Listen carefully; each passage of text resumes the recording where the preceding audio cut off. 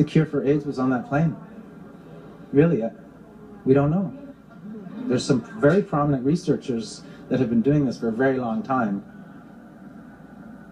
Andrij Dobriansky is an executive board member of the Ukrainian Congress Committee of America and joins us now for more. Andrij, thank you so much for being with us this morning. Thank you very much. I want to start off with something that the chairman of the Human Rights Foundation wrote just recently in Time magazine. He said, quote, "Blaming Putin for these deaths is as correct and as pointless as blaming the man who pressed the button that launched the missile." True or false? Putin is directly responsible what's happening in Ukraine and over all these deaths. Not only the deaths of this airplane, there were 2 other airplanes earlier in the week. There were countless other people whose lives have been destroyed. Just this week, we can see the people of Sloviansk, a city that was a small town that was taken over by the terrorists for a couple of months.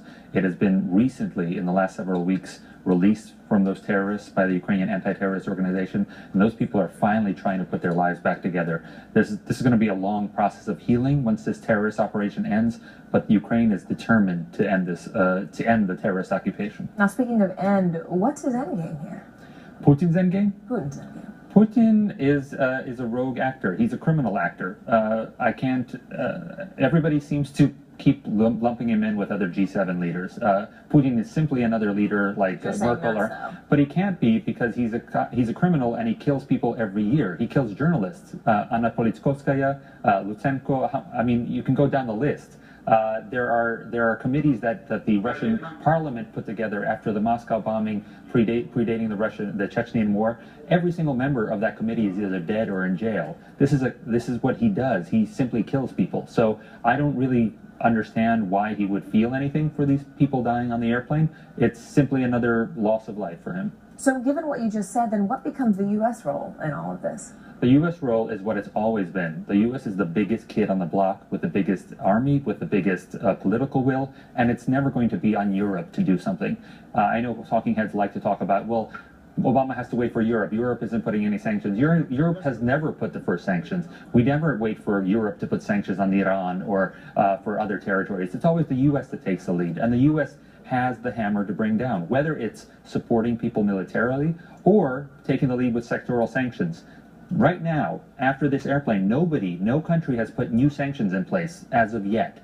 There were new sanctions put in place by the Americans on Wednesday, the day before, but that doesn't mean that there were any reaction to what's happening. But do these sanctions have real teeth?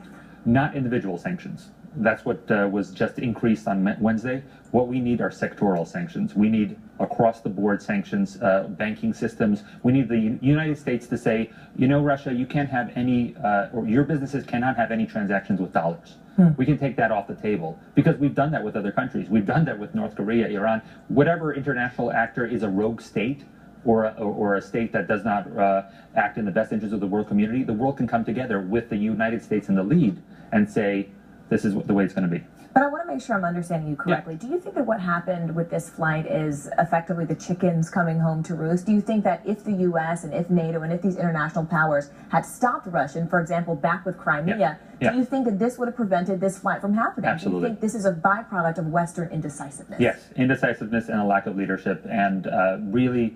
I was just in Washington on Wednesday, the day before the crash, and we were talking with senators and congresspeople as a community, letting them know that people are angry. People are very frustrated that nothing has been happening. No movement has been happening. The United States promised basic supplies to the Ukrainian soldiers, an army that was zero at the end of the revolution, at the beginning of this new chapter in Ukraine's history. It went from 0 to 100,000 troops on the border defending Ukraine. And they don't have basic supplies. They don't have boots. They don't have simple things that the United States, we will give you non-lethal aid. We will give you night vision goggles. Well, just this past month, 1,000 goggles came by, or 2,000 kits of body armor for an army of 100,000.